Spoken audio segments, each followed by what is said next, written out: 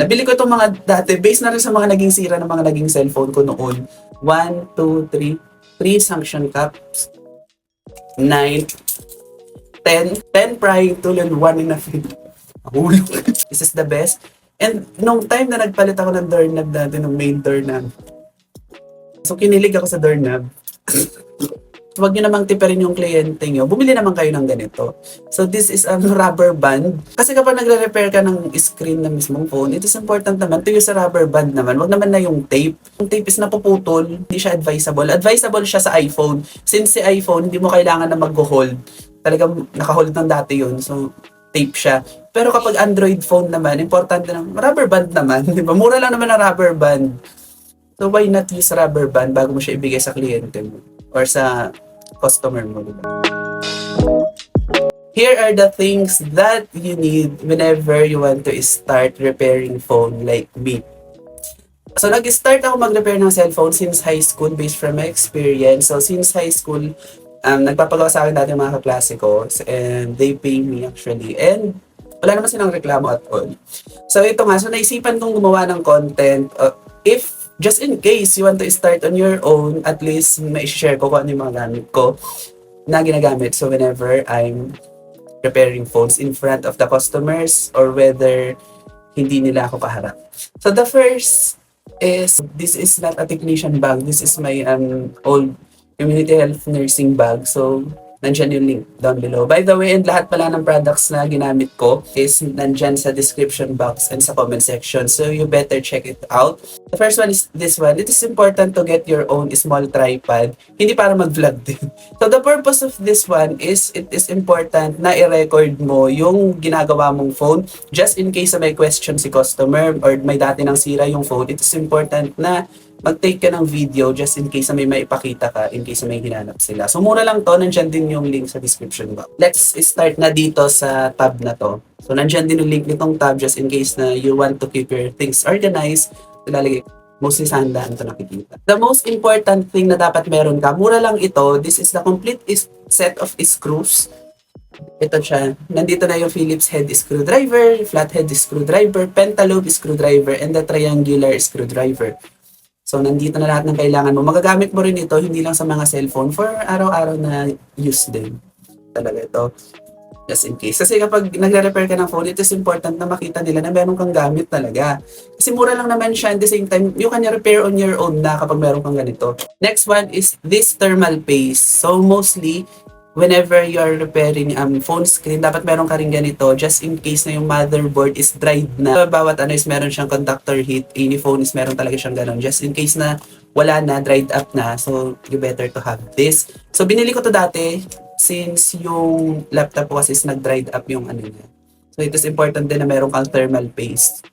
Next one is this soldering paste, the soldering iron, and the soldering coil. So, dapat hindi mawawala itong tatlong to.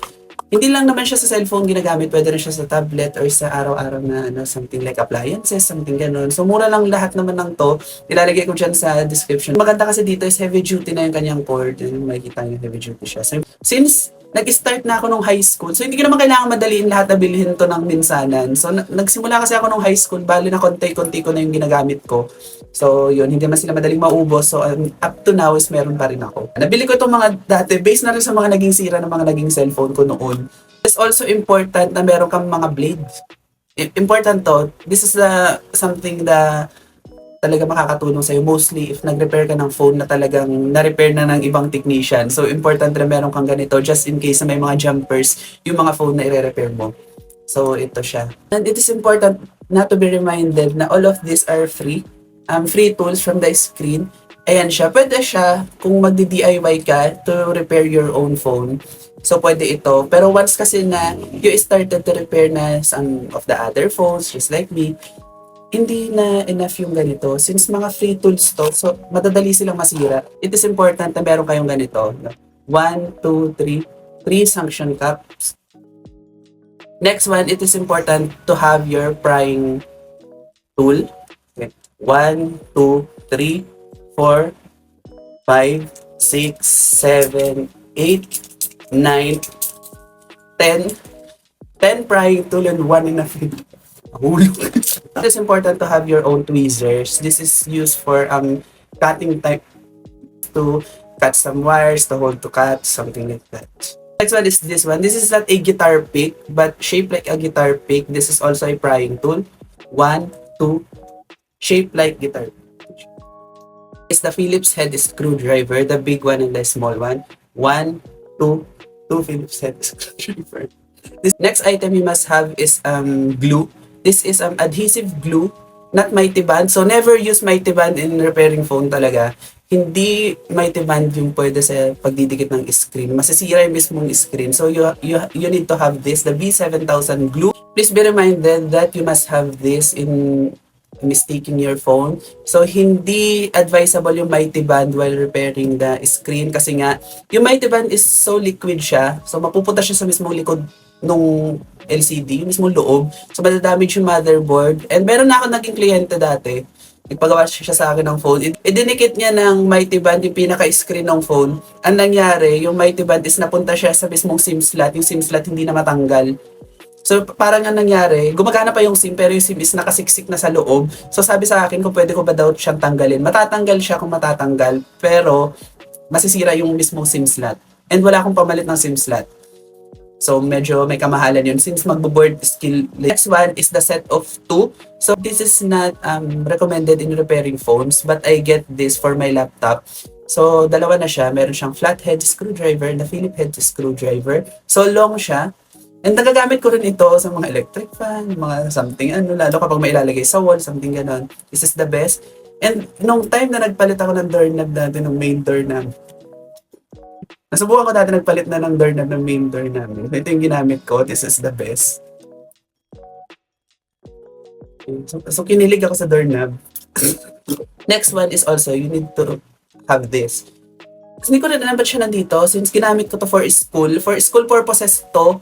So just in case na nagde-design kayo ng mga phone cases nyo, nilalagyan nyo ng mga ganitong design. So malaki itong help. Lalagyan ko na rin yung link dyan sa description box. Pero kahit wala to, okay lang.